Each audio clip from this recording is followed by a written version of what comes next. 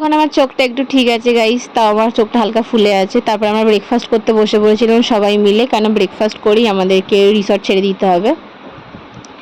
তারপরে আমরা বেরিয়ে পড়েছিলাম, আর আমরা এখন যাব লঞ্চ ঘাটে। কিন্তু এখনও মনে হয় প্রপার ব্লগার হতে পারলাম না গাইস, কেন আমি লঞ্চ ঘাটের একটাও ভিডিও করিনি, ডাইরেক্ট লঞ্চে উঠেই তোমাদেরকে দেখাচ্ছি। আর বিশাল রোদ্দুর ছিল, কেউ একটা ছাতা ক্যারি করেনি, আমি কি জ্ঞান দিচ্ছি, আমি নিজেও করিনি। তারপর আমরা টোটোতে উঠে পড়েছিলাম। এখন আমরা যাব স্টেশনে। ভেবেছিলাম তাড়াতাড়ি করে গেলে তাড়াতাড়ি ট্রেনটা পাবো, কিন্তু ওই ট্রেনটা আমাদেরকে না নিয়েই চলে যায়। তো কিছুক্ষণ ওয়েট করার পরে আমরা অন্য ট্রেনে উঠে পড়েছিলাম, আর ট্রেন এখন দাঁড়িয়ে আছে। ট্রেনের ইচ্ছে হলো ট্রেন ছাড়বে, তো কিছুক্ষণ পরে ট্রেন ছেড়ে দিয়েছে।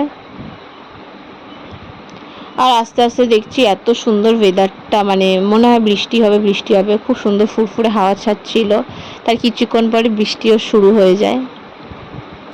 তো আমরা বসে বসে বোর হয়ে যাচ্ছিলাম, গান শুনতে শুনতেও বোর হয়ে যাচ্ছিলাম। ওই জন্য আমরা এই ফলটা নেওয়া হয়েছিল। এই ফলটার নাম মনে হয় আঁশফল।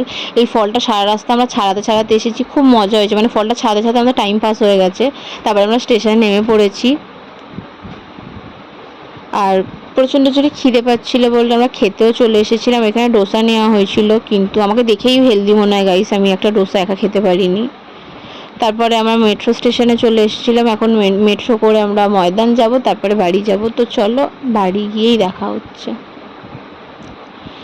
তাই জন্য এতটাই, টাটা।